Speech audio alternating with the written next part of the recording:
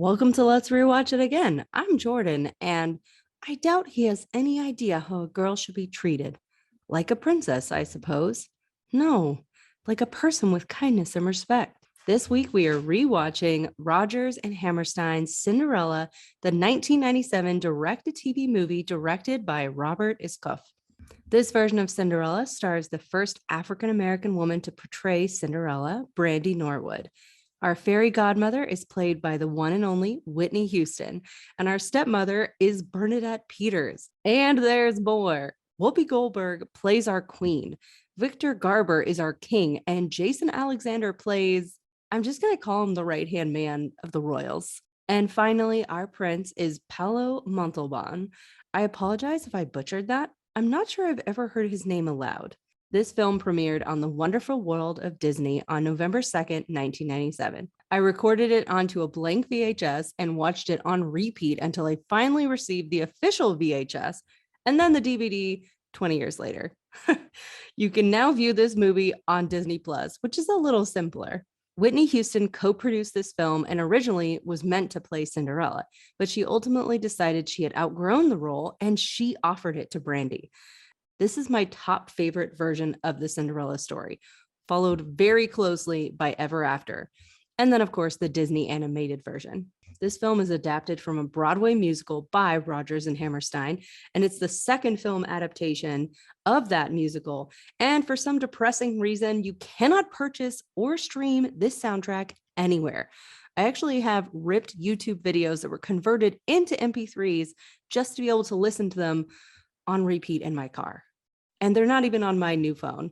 They are on an old iPod that I have to somehow reboot back to life anytime I just want to hear this music. There is not a single skippable or forgettable song in this musical. Not a single one. More often than not, I find that some musicals, Broadway productions, or even some Disney movies will have a miss on their soundtrack list. Not this one. Each song sweeps you off your feet and swirls you around in its magic with swirly gold sparkles. The producers were purposeful in their cast with a colorblind approach. The king is Caucasian, our queen is African American, while their son is Asian. The stepmother and Calliope are redheads. The second stepsister, Minerva, is African American, as are Cinderella and, of course, our fairy godmother. I never thought this was weird as a kid or as an adult. The 90s shows I watched were usually filled with African American or white families. The red-headed, pale stepmother having a black daughter only intrigued me to create a story for them. This is not canon. I literally made this up. In my mind, the stepmother had a daughter and lost her husband. Or let's be honest, she probably killed him for the life insurance money. Then she married Cinderella's father, who had lost his wife, leaving him with his only daughter. The two of them married and had Minerva. Yep, that's what my 9-year-old brain came up with. The life insurance part I added later, of course, but I always suspected she did something to her first husband. She's an evil stepmother. That's what they do. I also want to say before we jump into the film, Whitney Houston was and is one of my favorite people on the planet. When I saw this movie, I wanted to be her. I wanted to become a singer to be just like her. I learned to sing from deep down in my lungs and mimicked her voice as much as possible. She holds a special place in my heart, and I hope you can agree that we needed her longer in this world. However, I have no doubt that she is in heaven with her daughter, singing loud and proud, as always. Let's get into the movie proper. Our movie opens with Whitney Houston in gold. My God. So incredible. Oh, her fairy godmother outfit in this movie, otherworldly. I love that they went with gold tones, gold in her hair, gold lipstick, gold everything, because you know what? She is the living embodiment of a gold sparkle. She is. And I love that we used it. We see all these beautiful swirls and these little like swirly gold symbols that we see completely throughout the film that is so iconically Cinderella, Rodgers and Hammerstein. I love the font that they use. It's very regal looking. The gold font just, we are just seeing this is brilliance. Whitney Houston is, of course, singing our song, Impossible. Now, she says yellow pumpkin in the song, and you know what? I'm fine with it. Even though it kind of bugs me on an imagery level, Yellow pumpkin sounds better than orange pumpkin when you're trying to sing. And let's be honest, pumpkin itself is a really frustrating word to say because no matter how you say it, you just sound kind of ridiculous. Pumpkin, pumpkin, bubbles. It's like the word bubbles, like pumpkin. It just, oh, goodness. Anyways, we get a beautiful little intro into the town, and this movie literally feels like a Broadway production. It truly does. We feel like we are on a stage. We're seeing all these different people in all these brilliant colors. That has to be one of my favorite things about this film is that we not only see diverse colors of people, but diverse colors of clothing. Everyone is dressed to the nines in beautiful, beautiful colors. No one is just like in black and white or brown. Everybody's got a pop of color and then some. We do get a quick little snippet of our stepmother with her daughters and then Brandy, Cinderella following along. And of course, Cinderella is carrying all the packages. What I really love is that the girls wear lots of colors, but Calliope, our older redhead who's very tall, she is usually wearing lots of green, a very like sharp, almost offensive color of green, even though I do like it, which is very reminiscent of Drizella from our Cinderella Disney animation movie. And then Minerva is usually wearing pink and red tones, which is reminiscent of Anastasia from Cinderella. The sisters begin to fight over a hat, which I'm going to be honest, it's pretty ridiculous looking. It looks like something you would only wear on Easter Sunday and just for like a joke, not for real, but the sisters are fighting over it and they're like, what about me? Who looks better? And it's Cinderella. And she says, well, I don't think it goes well with either one of you. And they're just like, mother. These stepsisters are ugly, not because of their physical appearance, but because of their attitudes. And I love that. We don't have ugly girls. We have ugly personalities. Okay. And then we go right into my absolute favorite song on this entire soundtrack, The Sweetest Sounds. Brandy's voice is just so soft yet full. How does she do this? She is singing about how the sweetest things that she is going to hear, the love that is coming toward her is so close. It just hasn't happened yet. She's so full of hope. She's a dreamer. She's a wisher. And I love that. Oh, Bernadette Peters, her stepmother, comes out of the store and hands her more bags. And Minerva says, not you, stupid Cinderella. And Calliope's like, what? Who are you calling stupid?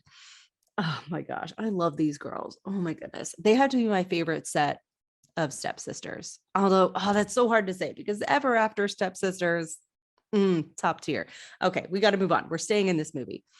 Oh my gosh, there's a beautiful fountain. There's flowers everywhere. I'm obsessed with this village. I want to live here. And then we see our prince and oh my God, he's wearing brown pants and this beautiful red shirt. And he is singing the other half of Sweetest Sounds. He takes a flower from a girl with a bouquet and she's looking at him like, ah. And then he hands that flower to a different woman. Oh my God. It just like, I can't. He is so full of joy and excitement. And I love seeing that. We are not getting some brooding, awkward, or arrogant prince here. This man is full of life and his eyes are full of joy. The girls walk right past the prince, and Cinderella and the prince are both singing the same words together. Oh my gosh, one right after the other. The kindest words I'll ever know are waiting to be said. The most entrancing sight of all is yet for me to see. I can't. Oh my gosh. Again, we're seeing all different cultures existing in this tiny town together. I'm obsessed with it. It's very reminiscent of like how in Belle's town there were so many different kinds of accents and she acted like everybody was the same, and we're just like, Belle, girl, listen to the people around you. Cinderella almost steps out into the pathway of some royals rushing by with their horses. She drops all of her parcels and the prince immediately gets down to help her. He's like, just like those royals, not caring if they get in anybody's way. And she says, oh, I'm sure they were going somewhere very important. He says, I doubt it. And then he looks up and he's like, hi. And they're looking into each other's eyes. And she's like, okay, thanks. I gotta go. And he says, wait, what's your name? She says, Cinderella. Beg your pardon? And then she says, Cinderella. And we get this little sound. I like to sit by the fire and the cinders fly and my face gets smudged. And he goes, oh, Cinderella. I like it. It grows on you, I guess. Excuse me. I'm sorry. I can repeat this movie word for word. I don't need to rewatch it. But when I do, it is the most magnificent thing. It just sails me right into the ceiling. And he starts to follow her around the village, and they're like going around these carts with different fruits and vegetables. And she has way too many things in her hands, and he is way too eager just to learn more about her. I love it. He asks her, what would a man need to know to get in your good graces? And she says, who's asking? Let's say a charming stranger. She said, well, he'd have to get to know me better than some girl on the street. And he says, well, he'd like to. And then he runs into a cart and she's like, oh my. I love it. And she says, I'm not sure I want to meet this stranger. I doubt if he has any idea how a girl should be treated. And he immediately says, like a princess, I suppose. She stops, turns, and says, no, like a person with kindness and respect. And he goes, you're not like most girls, are you? She goes, what do you mean? Nothing. I didn't mean to offend you. And they both look away, very uncomfortable. And she says, it's all right. I've led a pretty sheltered life. He says, so have I. Really? Every day the same old routine until you just want to run away and never come back. So what we're seeing here is a connection, an attraction, and we're seeing a little bit bigger of an attraction and connection, and that they both feel the same way about life. So we're not seeing necessarily insta love in this Disney movie. We're seeing a quick connection, attraction on both sides, but she's immediately hesitant, like, hold on, just because we're both pretty does not mean we're going to get along or we need to get to know each other. And he's like, okay, but what if we do get to know each other? Oh my God.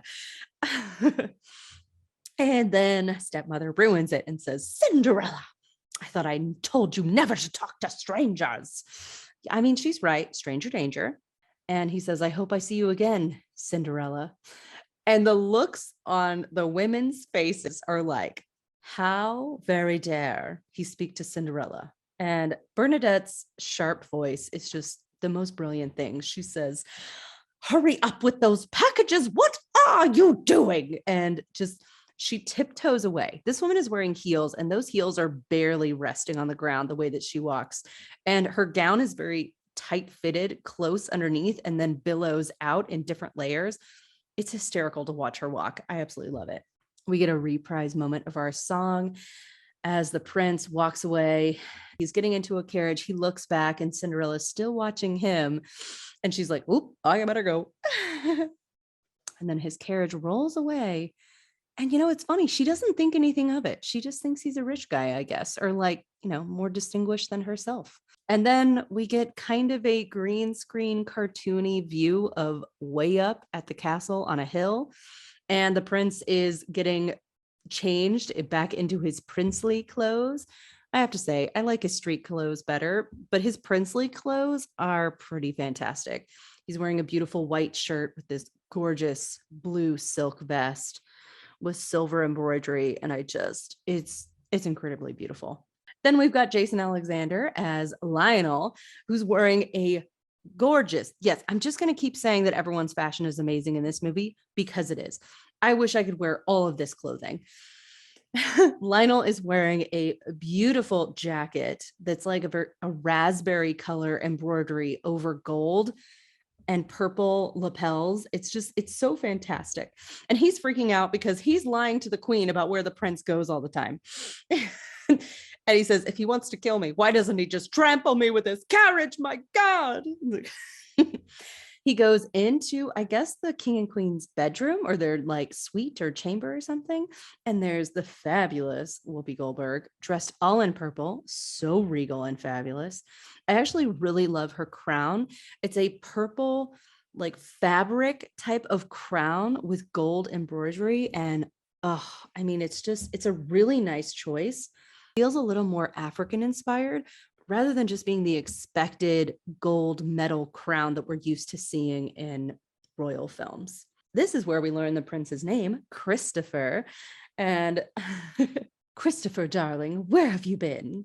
Your father and I were just talking about you. Your mother was talking. I was listening. The king is in pink. Can I just talk about how he's wearing deep magenta? I love it. Now, this is where we get revealed where there's going to be a grand party with all the eligible women. And he's like, I don't think I want that. And she's like, and she does this adorable squeak into like crying. And, and then dramatically throws herself over the bed rail. And oh my God, I'm obsessed, because then she looks back at her husband like, do something. Oh my goodness.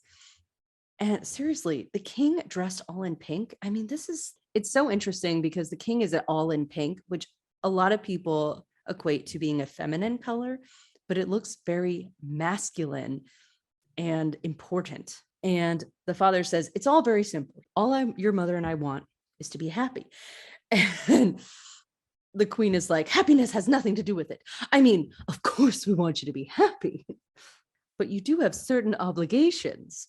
What your mother trying to say is, we think it's time you chose a bride and produce an heir.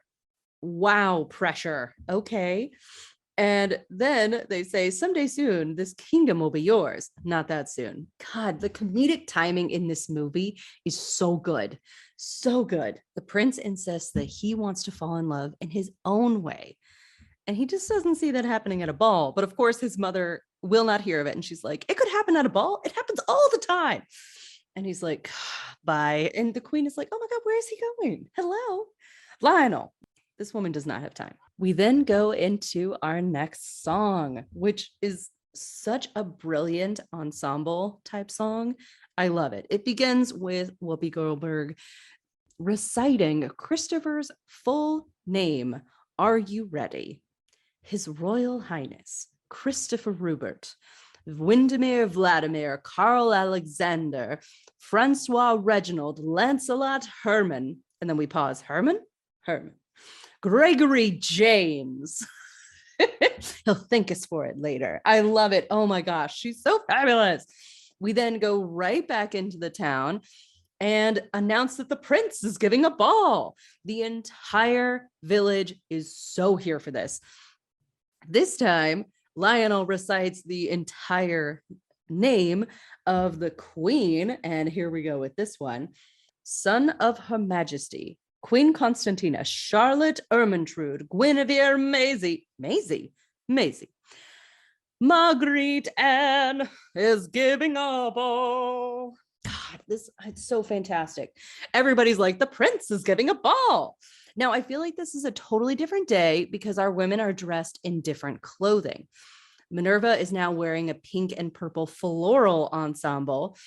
Calliope, of course, is in green, but she's got more pink and purple added to it. And Lionel is going into every shop and announcing what he needs from every shop to kind of like be a part of this giant ball.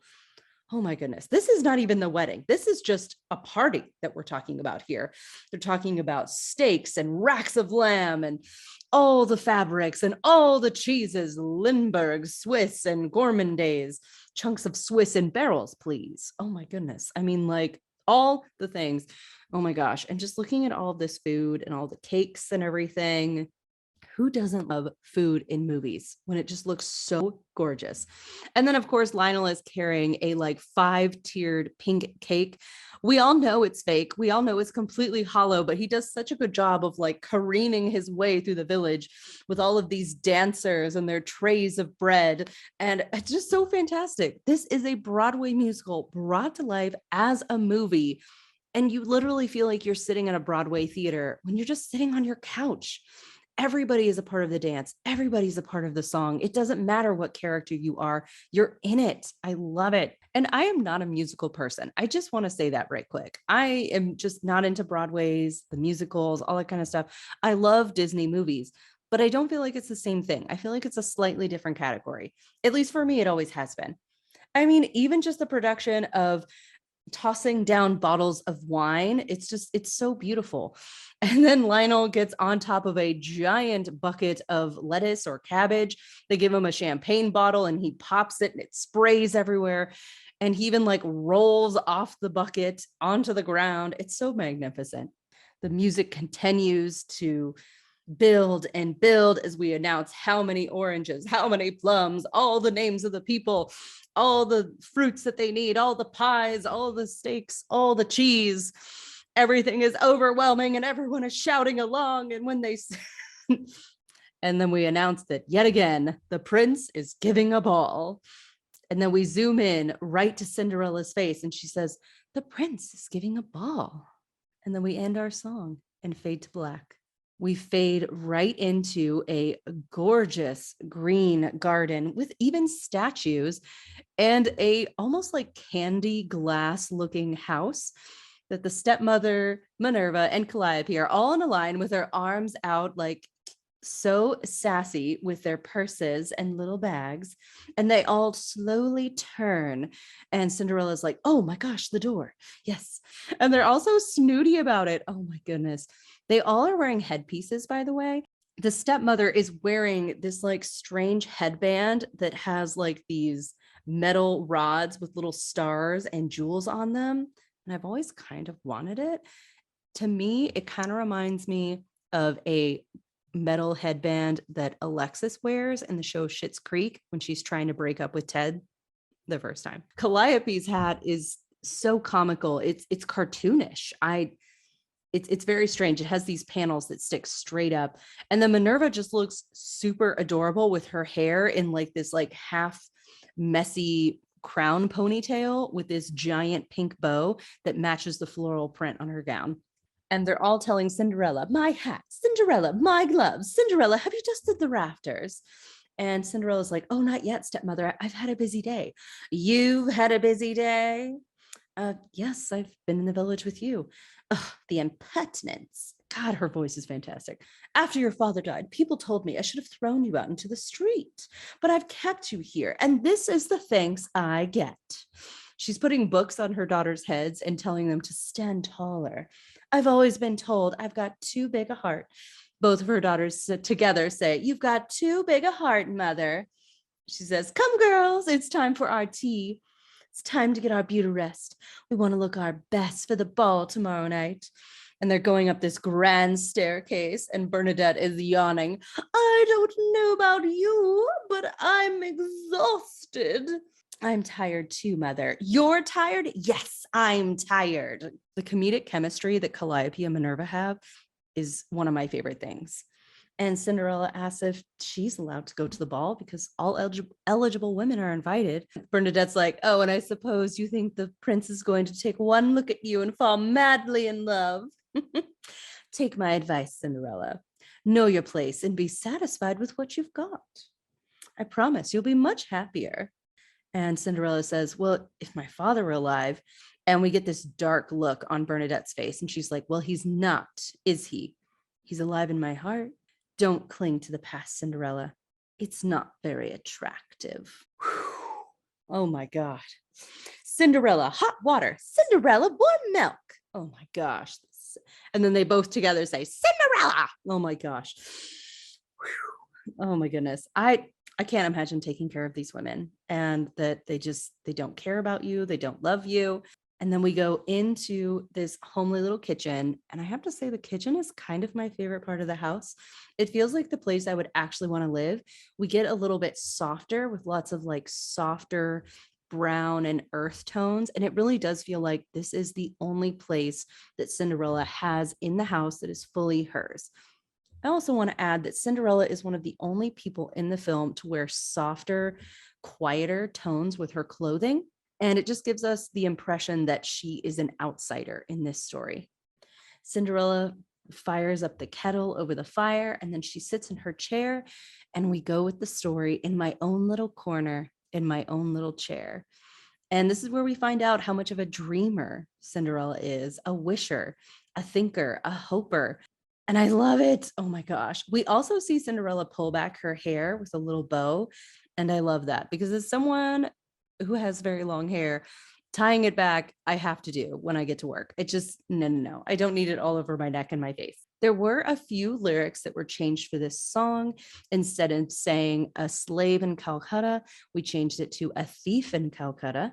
We also see a little bit of shyness on Cinderella's part, is that she really does stay constrained in her little corner, in her quiet place in the house, not to be too loud, not to make too much noise with her voice or body and all of that, because she only has a little bit of space here. Oh, goodness. And she doesn't want to anger her stepsisters or stepmother and call attention to herself. Our next scene is back at the palace. Lionel is singing his own song that he was just singing to himself, which is adorable, and just kind of carries on that whole musical theme that we have going on here. Our queen is dressed in a beautiful purple gown with her purple crown, of course. Our prince is now wearing more of a royal blue type of vest, and the king is dressed in purple this time with purple pants. I mean, just the colors in this film, y'all. Oh my goodness. Christopher is, of course, upset because he just learned that there's going to be a ball and he's trying to get her to call this off immediately. And she says, oh, not possible. It's difficult to cancel once you get the ball rolling.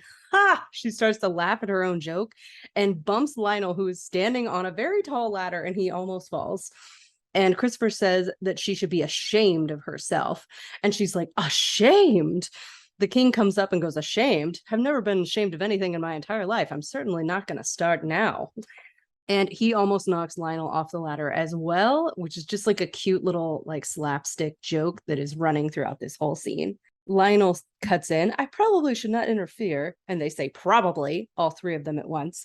And he says, let's say the prince goes to the ball tonight. Christopher calls him a traitor. And the queen is like, I like how that sounds. Lionel continues, well, if he should find a bride, that's wonderful. But if not, and then he kind of like makes a hand gesture to Christopher and looks down at him like, mm-hmm. And Christopher smiles so brilliantly and says, Mother, I'll go to the ball. But if I don't find her tonight, you'll let me fall in love in my own way. No interferences, no matter how long it takes. And between each of his little phrases, the queen goes, ah, ah, ah.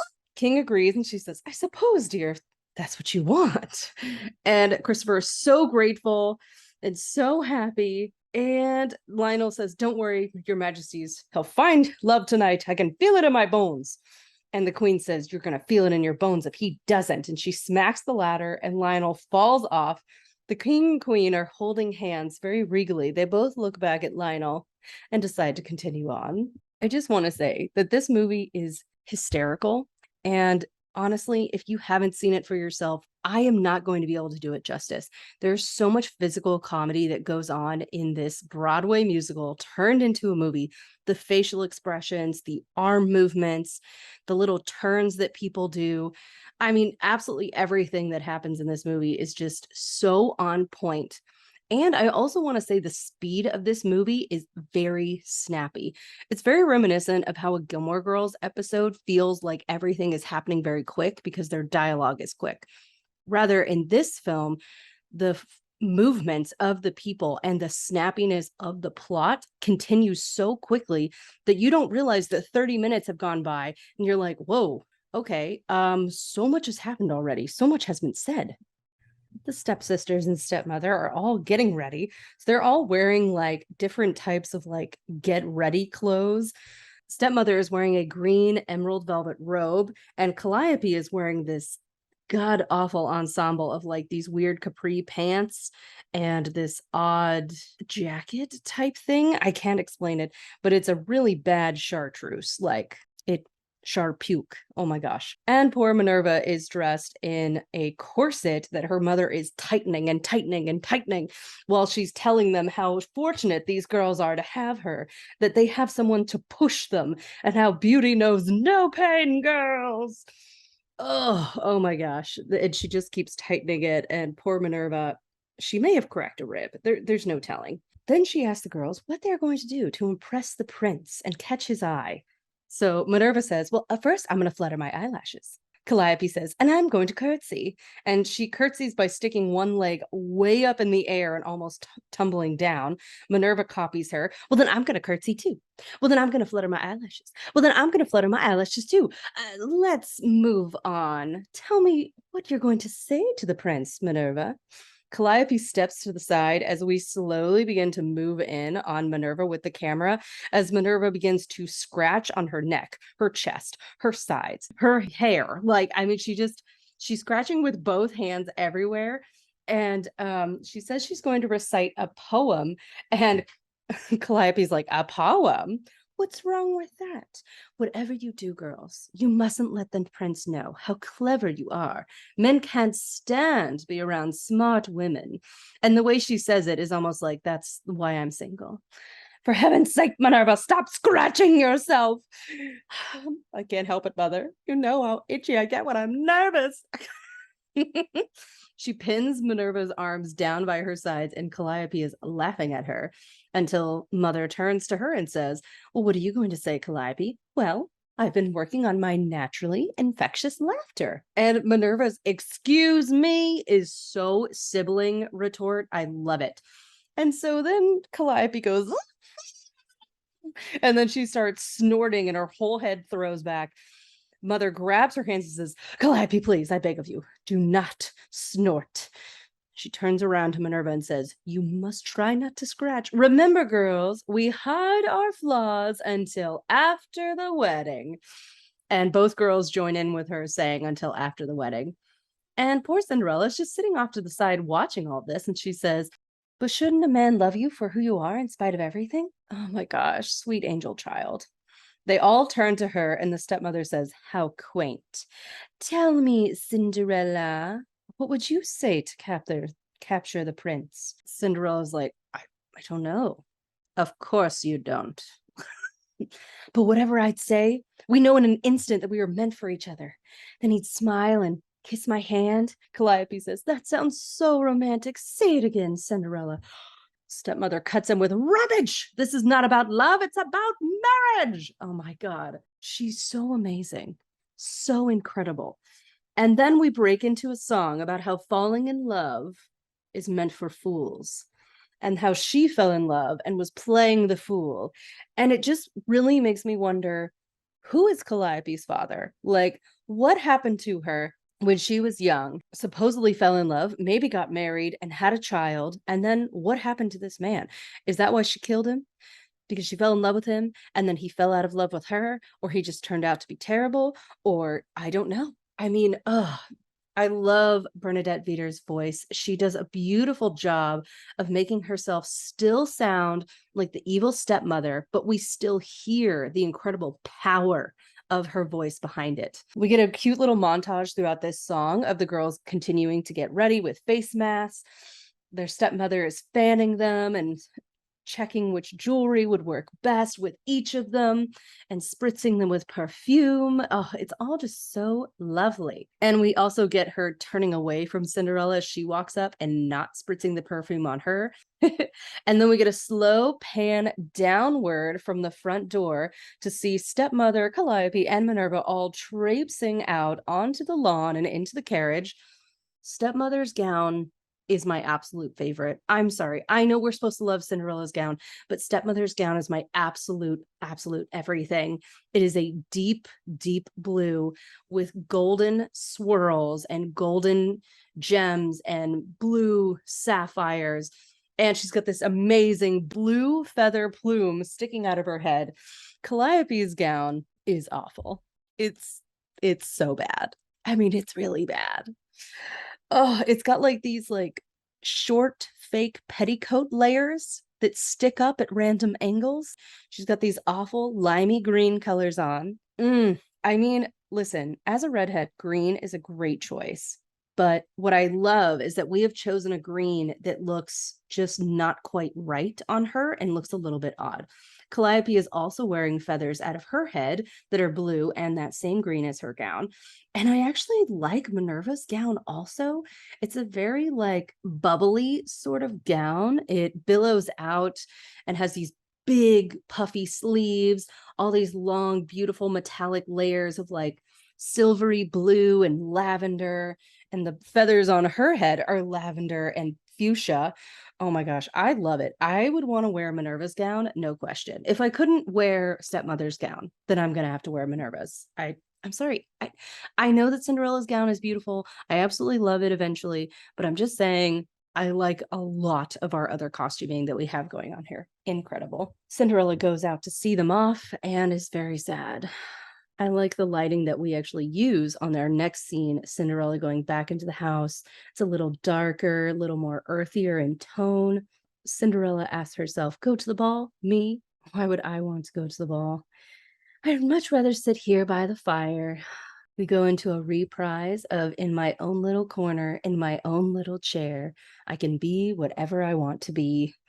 Again, we are seeing the wishful, hopeful dreamer that is Cinderella's heart. And it's heartbreaking because as she's singing, she begins to cry.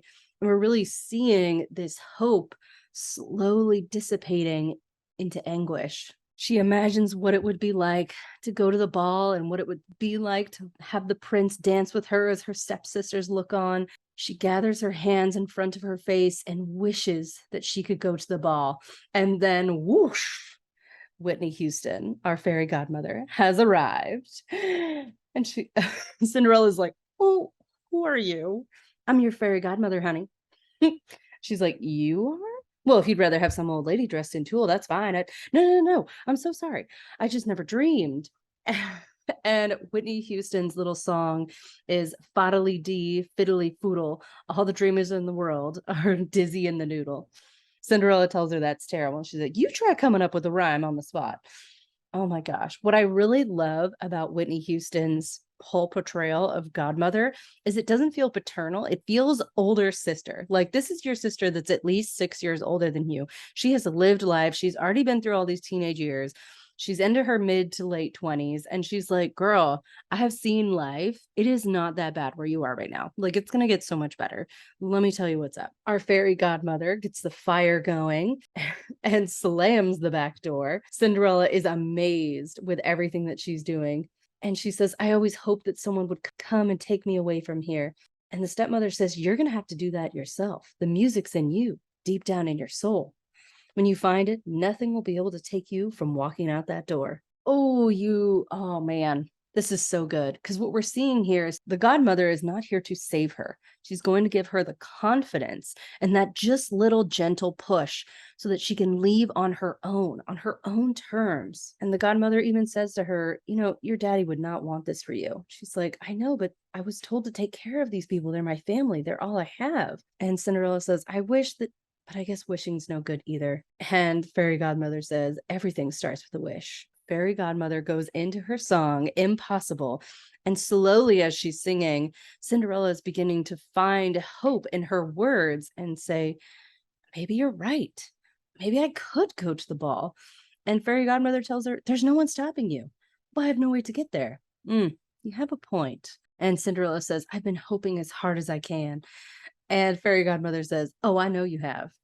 And I love that because it's like someone has been listening. Someone has been hearing her heart crying out. Fairy godmother, of course, turns a yellow pumpkin into a golden carriage, 4 mice into 4 horses, and then 3 more mice that were out in the yard into the coachman. Cinderella slowly begins to turn, holding her arms out, and a beautiful silvery blue gown covered in sparkles, and a cute little tiara in her hair, glass shoes, and she's ready for the ball. Now, I will say, like I said, I love Stepmother's gown. I love Minerva's, but Cinderella's gown is completely different than theirs. It's much simpler, but it's still just as incredible.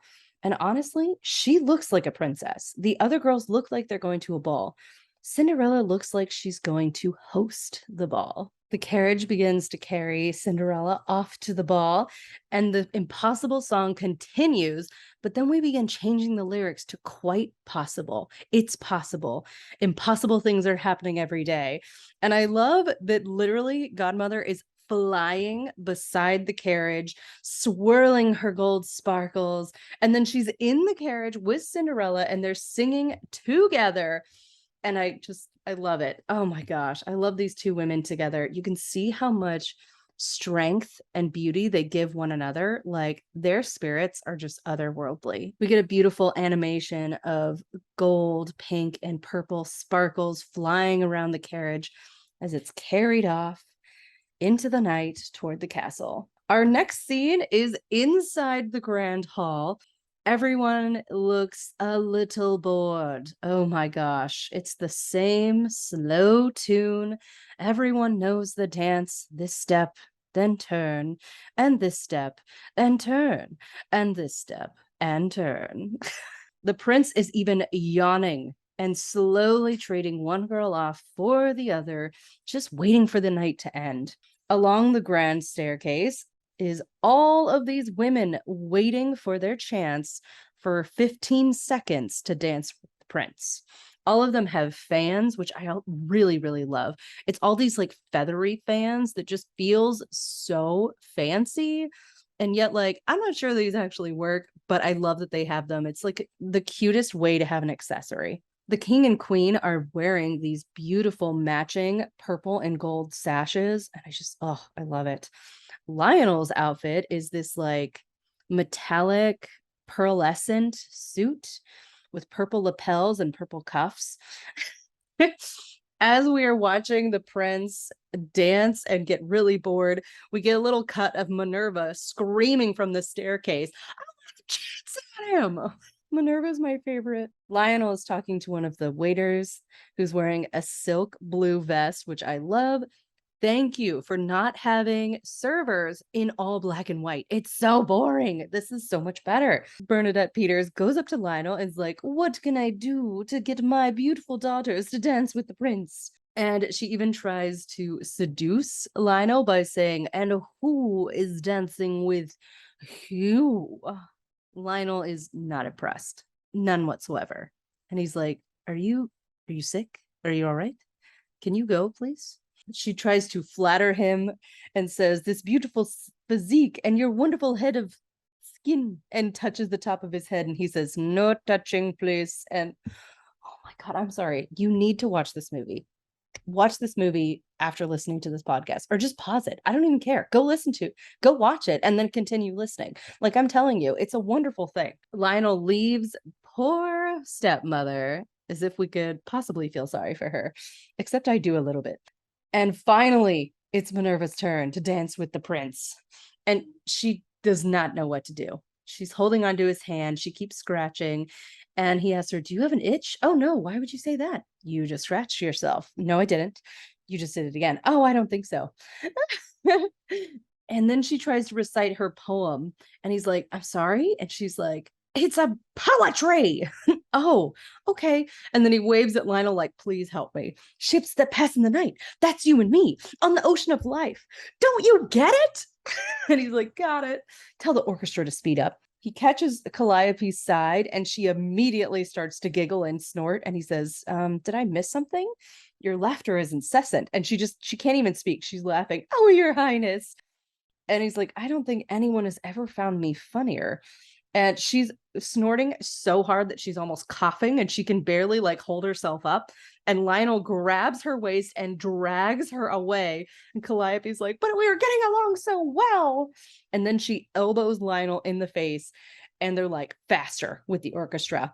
And now our tempo has sped up so that each girl gets about 4 seconds with the prince. And our line is going much quicker. But I mean, the girls are not happy about how much time they are not getting with this prince now. We get a little cut of the king and queen. And the king says, "I think it's going really well." Ugh. The rapport that the king and queen have together, I really do feel like they fell in love and they are best friends. I absolutely adore it. Like, I would not be surprised if these two were best friends in real life. Like, that's the kind of chemistry that they actually have. Cinderella's carriage finally arrives. She gathers her skirt and slowly begins to walk up the stairs, turns to Fairy Godmother, and Godmother says, "All right, you're on your own. You're not coming with me?" She said, "I got you to the ball. The rest is up to you. Just remember, you got to be out of there before the clock strikes 12. I think that's a really important thing to say before the clock strikes 12. Do not wait until 12:01. It's too late then. Hello. You need to get out of there by like 11:56. Like that needs to be your plan in your mind. Like at 11:50, you need to be like, okay, let's wrap this up. Because who knows what happens at 12? Okay. The godmother didn't tell you what was going to happen. Okay. She didn't say what happens at 12. She just says you need to be out of there. We don't know what the repercussions of that are. Cinderella appears at the top of the stairs. The music slows and calms. The lights dim as the prince looks up at her, and she's the only one that exists. Her slow descent down the grand staircase is so unbelievably fantastic. The prince slowly begins to walk toward her as everyone else looks on, like, what is happening? Who is she? Where did she come from? They finally meet and he says, hello. She says, how do you do, your highness? She slowly curtsies. He reaches his hand out and picks up her chin and she's like, oh my God. And then they take each other's hands and begin to swirl around the dance floor. Oh my gosh. As they dance, everyone in the room is asking, who is that? What is, she's so gorgeous. And they're all commenting how beautiful she is. And the stepmother says, there's something vaguely familiar about that girl. And the prince is asking Cinderella, I feel like I've known you before. Have we met? Maybe one day at the lake. And she says, oh no, I can't swim. And we go into this beautiful song of 10 Minutes Ago. And it's just so brilliant because a lot of people love to harp on Disney for having that quick, fast romance where they instantly get married. But we really see the infatuation of the prince with Cinderella and vice versa. She adores him as well. Let's remember, she does not know that the man that she met in the village was him. I mean, she probably has figured that out by now because she's not stupid. She did look into his face both times, and I think he's very distinct looking. Like he has incredibly beautiful silky black hair. He has very like shapely eyebrows. Brilliant smile. I mean, I'd know it was him, no question. But you know, men are sometimes slower. No offense to the men, no offense. It's just that in these Cinderella movies, we have seen that he has forgotten what she looks like. And I just want to say, in a village filled with very different ethnicities, you should know what she looks like. You know she's not a redhead. You know that she's not the blonde or just the generic pale brunette like myself. She's Cinderella. Look at her. Just look at her. She's gorgeous. Not to say all those other women are gorgeous too. I'm just saying she's everything. And they continue to dance as he sings, I have found her. And she sings back, I have found him. And they're both in love. It's wonderful. They're dancing. The other dancers are still going around them, which really creates this just magnificent magical feeling that we are being swept up with their romance right along with them. 10 Minutes Ago is a really excellent song, and I just really love how it slowly builds with the two of them falling in love, almost kissing, but not quite. It's not time yet. We're still enjoying getting to know one another as we twirl around the dance floor. We get a small break from our story just to focus on the rest of the dancers. They're all wearing these deep blues and lavenders, deep purples with little bits of fuchsia. So everyone else feels very much the same. And then Cinderella is wearing her silvery blue, the prince in all white with little gold accents. Cinderella and Christopher head out to the gardens, which are incredibly beautiful. It's like a giant maze of moss and flowers and trees and willows and swan fountains. The stepsisters have followed and are trying to figure out who this girl is and why is she so special. And we get this amazing song. Why would a fellow want a girl like her when he could have a girl like me? The entire song is incredibly comedic while at the same time being so catchy. They both are using the obnoxious part of their voices, but it still sounds good. You're not irritated as the song is going on. It's not like one of those songs where you're like, oh my gosh, please skip it. I cannot hear this. It's actually just really funny to listen to and to sing along with because you can just use your voice in all types of funny ways and still enjoy it and not be embarrassed. The song ends with both of the stepsisters falling into a giant fountain. Cinderella and Christopher go back into the grand hall to dance more, and the king and queen try to interject because they really want to know what's going on here. Our music overture continues with the I have found her, I have found him music from the song 10 Minutes Ago. The king and queen cut in, the king dancing with Cinderella, the queen dancing with Christopher. Stepmother is dancing with Lionel, trying to get closer to the action. The king says that he hopes his son is behaving himself, and Cinderella says he's been a perfect gentleman. And I love her dancing with the king and how sweet she is. I mean, it's like she's dancing with her future father-in-law. This is fantastic. Of course, Christopher is panicking. What's he saying to her? What's going on? And the queen is like, you said you weren't going to find your girl of their dreams tonight, and yet here we are. The queen sweeps Cinderella away and says, do we know your mother and father, dear? Cinderella says, I don't think so. Then you must introduce us. Where are they? And Cinderella kind of looks around like, well, my father, and my mother, she quick glances at the stepmother, who has no idea who she is in this moment, of course. And then Cinderella runs away, and Christopher runs up and says, what did you say to her? Again, we get a little squeaky squeal moment from the queen, and I adore her. She's like a beautiful bird. The king and queen rush away, and we see Lionel crawling across the floor because the stepmother basically just ran him into the ground. Cinderella has run back out into the gardens and found Godmother and saying that she wants to leave. And the godmother's like, it's not midnight yet. You're just going to give up? And Cinderella's upset because she says, I'm not who they think I am. All they're thinking is that you're the most beautiful girl at the ball, and you are. Then Christopher says, you're still here. And Cinderella's like, oh yeah, I was just, and then she turns around and the godmother is gone. Christopher says, I want to meet your family. Oh, no, you don't. Everyone in your life. No, you really don't. He says, well, why is that? Well, they didn't want me to come here tonight. And Christopher says, I'm glad you did. And they both share a smile and take each other's hands and begin to walk through the garden together. And Christopher tells her that he really didn't want to come tonight either. And she asks him how a prince could not show up to his own ball. And he says, it's a little medieval, isn't it? As if I were some prize bull they're trying to rope in. And they laugh. And he says, but I'm serious. If I'm going to spend the rest of my life with someone, she's got to be. And then Cinderella cuts him off and says, she's got to be exciting. And he says, well, I guess, but sweet. Oh, not that sweet. And your devoted servant forever and ever. And then he says, servants I've got. What I need is someone I can really talk to. And I think that is a moment that we need to just really stop and say, yes, that. Cinderella has been serving others her entire life.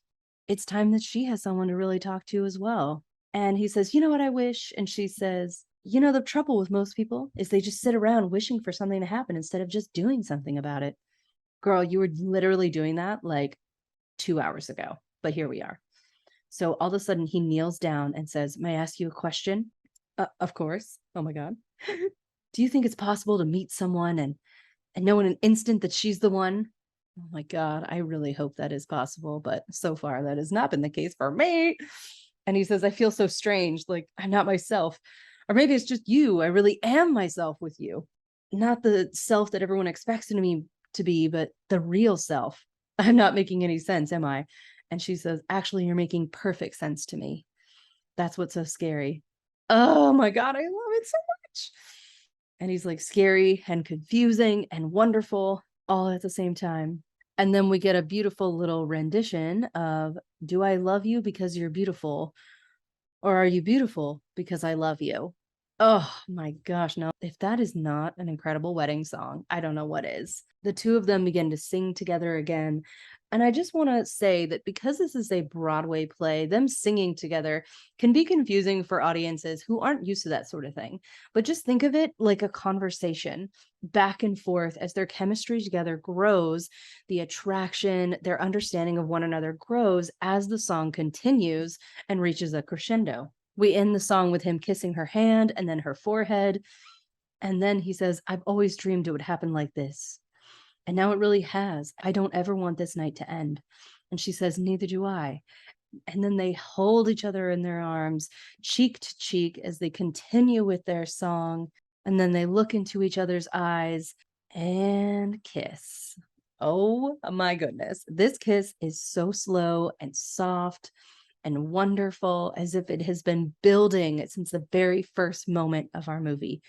And then, of course, this clock strikes 12 because we can't have nice things. So she begins to run, and he's like, wait, I don't even know your name. Boy, you do not know her name at this point? Are you serious? Like, we couldn't, I don't ever understand that. We have had all these conversations, all these singing moments, and you don't know her stinking name. Did you even give her your name, sir? Like, I mean, yeah, you're the prince, but like, how is she supposed to know what your first name is? They run back through the party, knocking people over as they go. Cinderella's running down the stairs, back to the front, as her clothes begin to change back into her soft tones of brown and beige with her little handkerchief cap. Oh my goodness. The pumpkin swirls back into itself, crushed on the ground. The prince runs out to the stairs, and she's gone. They continue to sing, "Are you wonderful because I want you, or do I want you because you're wonderful?"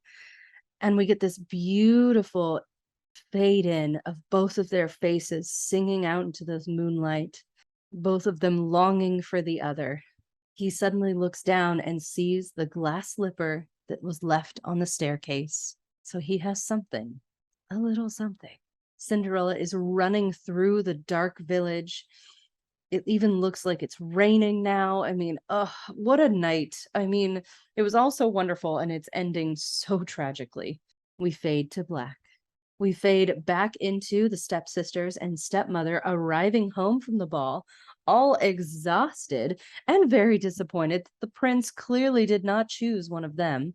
They ring the door instead of opening it themselves, which is hysterical.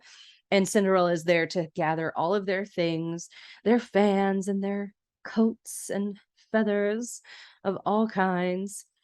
And then they start lying about what happened at the ball. Minerva says that she danced with the prince for about an hour. And Calliope is like, you did? And she's like, of course. Didn't you? Oh, well, of course. If you did, then I did. And Cinderella says, oh, that sounds too good to be true. Everyone who's anyone was there, except for Princess something or other. I didn't get her name. Oh, did the prince like her? I didn't notice. And the sisters start kind of fighting back and forth, shoving each other. And stepmother asks her, and what, pray tell, have you been doing all night, Cinderella? Cinderella says that she's been dreaming mostly of what it would have been like to go to the ball. And they're like, you couldn't possibly imagine. And then she says, well, I imagine that there's a grand staircase, candles everywhere, and an orchestra playing. And then we go into a song with Minerva saying, it looks that way, the way you say, and stepmother joins in. She talks as if she knows. And we go into this beautiful song called Lovely Night. And I love this song. I know, I'm sorry. I love every single song. It's not a shock. And Cinderella's Lovely Night song is all about what it would have been like to go to the ball if she had gone. Of course, we know she went. But this is very normal for Cinderella to be dreaming and hoping like this. So this should not be a surprise to her family if they know her well, that she is able to dream up these beautiful stories in sharp detail. But of course, this time it's not a story. It's not a dream. It really did happen. She danced with the prince. You whirled around so much that it felt like your feet didn't even touch the floor, as if you weigh nothing at all. The stepsisters are totally swept up in her imagination, right along with her. And Cinderella stops and says, and then for a few precious moments, they're the only two people in the entire world. The stepsisters join into the song with her, with Lovely Night. Even the stepmother is caught up for a few moments as well. And then as Cinderella begins to bow, that is the moment when stepmother realizes something awful has happened to her. And she knows that it was Cinderella at the ball. She doesn't know how this happened, but she knows it. And then she breaks away from the song, tells her girls to go upstairs, and then tells Cinderella that it's preposterous that a prince could fall in love with her. And Cinderella stops her and says, why? And of course, stepmother doesn't have a reason. She just says, you're common, Cinderella. Your mother was common, and so are you. Stepmother tells her, you can wash your face and put on a clean dress, but underneath, you are still be common. that a prince would ever consider taking you as his bride. Well, it's laughable. And then Cinderella tries to break in. My father, and Bernadette says, your father was weak. He spoiled you rotten with dreams that will never come true. Never. Now clean this place up. It's a sty. Stepmother whirls around and goes upstairs. Man, Cinderella is so emotionally abused. It's unreal. To imagine that someone that is supposed to love you speaks to you like that every day, several times a day. I can't imagine. Cinderella steps outside into the night and speaks to her father, metaphorically, and says, Father, I know I promised that I'd never leave here, but after tonight, I don't see how I could stay. If you only knew how she's changed, you'd understand. Interesting. She changed. Or we think she did, from Cinderella's perspective.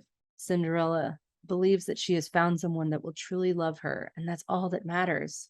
We get a small reprise of Lovely Night, and Godmother shows up and says, if you really love him, why don't you let him know? And Cinderella says, how can I? Look at me. And of course, Godmother's like, you think he fell in love with your fancy gown and your pretty braids? He fell in love with you. And Cinderella's like, okay, but you helped me. And Godmother says, you only believed that I helped you. You need to tell him and trust him to love you as you are. Our next scene is the prince basically crying over the glass slipper. He says, I can't eat or rest until I've found her again. The king is again in magenta. Our queen, as always, is in beautiful purple. The king is like, you might never find her. And he says, well, I have to try. The king tells him, before last night, you didn't even know who she was. The queen cuts in, except that she's beautiful. That's all you know. And the prince says, she's not like the others. She's different than any girl I've ever met. And they don't understand how he could know this after one night. And then we get a song from the queen. It's another version of the, do you love her because she's wonderful, or is she wonderful because you love her? I mean, honestly, you weren't allowed to be in this movie unless you could sing in some fashion. Christopher says that all my life I've been searching for something, and I finally found it in her. He turns to the king, and the king says, well, then you must find her. Keep looking, Chris, for as long as it takes. Lionel says that he does not have good news to report. No one seems to know who she is or where she's from. And Christopher's like, she's out there, Lionel. I'm going to search every inch of this kingdom until I find her. And he hands Lionel the glass slipper. And Lionel's like, a shoe made of glass?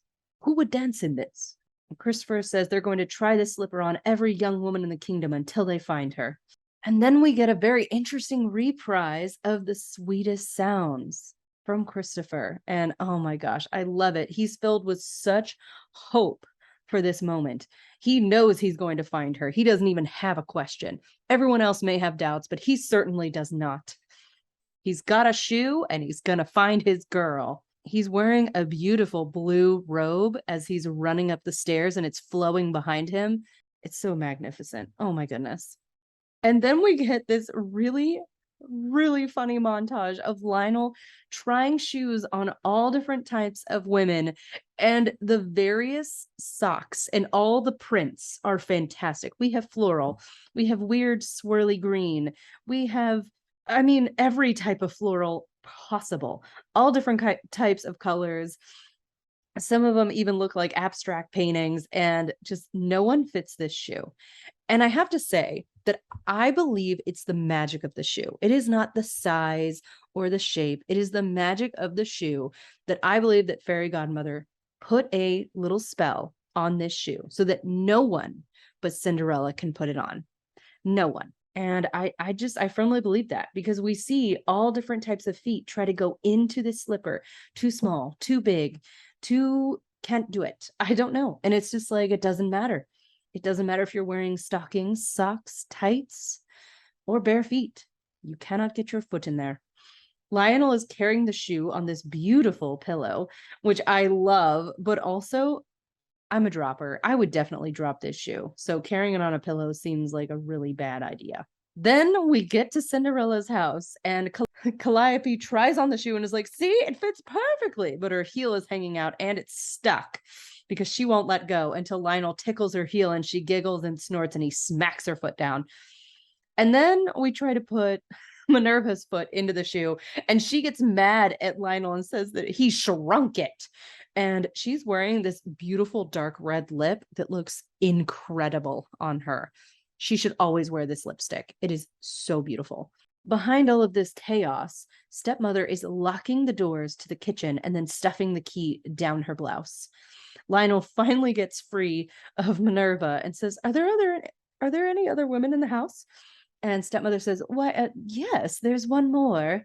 And then shoves Minerva out of the way and lifts her foot. And Lionel says, Are there any young women in the house? And Stepmother says, How young? And Lionel says, Younger than you. Give me it. She stuffs her foot all the way into the shoe, and somehow it's on. And she starts screaming about, It fits, it fits. And Christopher is panicking because he clearly knows it's not her. And then the stepmother begins to scream that it's cutting off her circulation, and Lionel cannot get it off her foot. The stepsisters try to help Lionel get it off of their mother's foot, and she's screaming in these high-pitched little gasps. And finally they get it off and all collapse to the ground. And stepmother is like, What is the matter with you people? A blind man could tell it wasn't going to fit my foot. Christopher can feel her nearby. He can feel Cinderella. And he just looks up the stairs and says, Are you sure there's not anyone else here? And all the women block the kitchen door and say, Of course not. No one else is here. And Christopher says, Those doors, where do they lead to? What doors? The ones right behind you. And stepmother says, Oh, those doors? Why would you do? There's nothing behind those doors. He insists that they open it. And they're like, No, it's just a kitchen. Pots, pans, a few mice.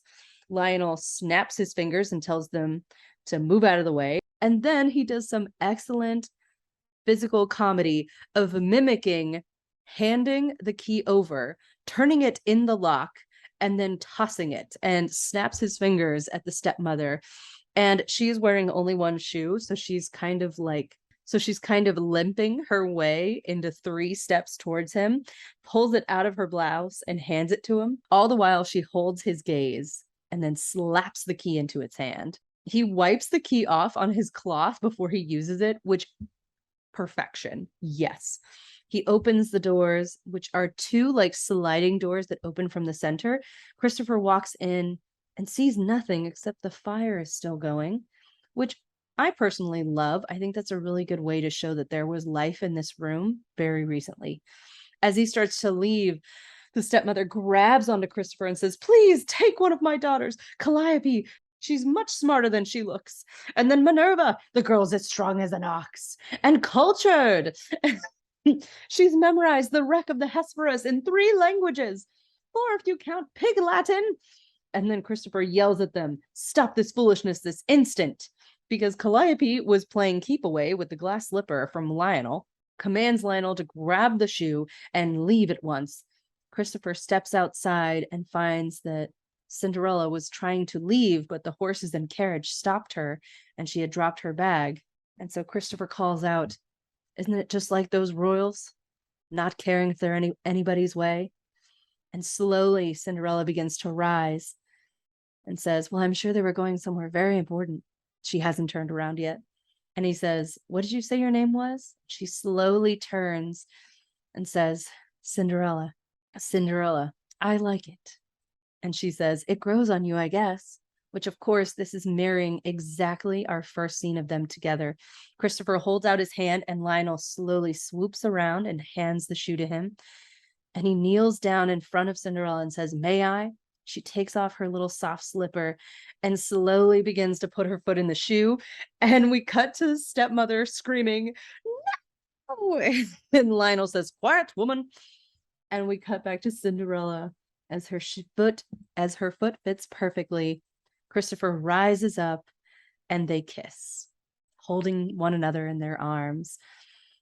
And Fairy Godmother appears in sparkles and begins to sing Impossible Things Are Happening Every Day. Of course, I'm not doing that justice because I'm not even going to pretend that I can be Whitney Houston. She uses her magic to beautifully create wedding outfits, the suit for Christopher and the gown with the veil for Cinderella. And then all of a sudden, we're in a white carriage being driven off into the village Our last song is Whitney Houston floating in a blue sky, singing There's Music in You. And then we get a slow, beautiful parade of Christopher and Cinderella in their wedding carriage as the village waves and cheers and confetti is flying, and Cinderella waves to her fairy godmother, who's floating in one of the archways as everyone gathers around to see the new princess. And this time, instead of gold, our fairy godmother is dressed all in white with little gold accents and topaz jewels, just to match the occasion. We open beautiful golden gates at the castle as our prince and newly princess wed and become husband and wife. The two of them traipse up the stairs hand in hand, and we get this really cute shot of looking down the stairs at them and then switch back to being in front of them again. And it just kind of mimics like that whole, the audience clapping at the end of a Broadway musical play. And we shut the gates. The stepsisters and the stepmother are trying to climb the gates to get in, which is hysterical. Love it. Our end credits are very special because we get instead a cast list where we slowly zoom over little moments of each of our cast: Whitney Houston, Bernadette Peters, Jason Alexander, Whoopi Goldberg, Victor Garber, Vianne Cox, Natalie Dessel, I could be saying that wrong, Paolo Montalban, and of course, we end on Brandy. Oh my goodness. It's just, it's such a magnificent movie. If you've never seen the Broadway play, and even if you have, I highly recommend this adaptation into a film. It's so incredible. I'm giving it 10 out of 10 yellow pumpkins. No question whatsoever. It is, like I said, my second favorite version of the Cinderella story. The first has to be Ever After, which I will do at some point. I'm not ready yet. I have to be emotionally prepared for that movie. I really do. I don't know how to explain that, but it is a moment, and I'm just not ready at the second. I hope you have enjoyed this episode of Let's Rewatch It Again. If you have any requests, comments, questions, or you just want to talk about what version of Cinderella is your absolute favorite, you can email me at letsrewatchitagain@gmail.com. You can also find me on Instagram at Let's Rewatch It Again. And we'll tune in next time for a TV episode. So it'll be a little bit shorter than normal, but hey, why not? Until next time, I'll catch you on the flippity flip.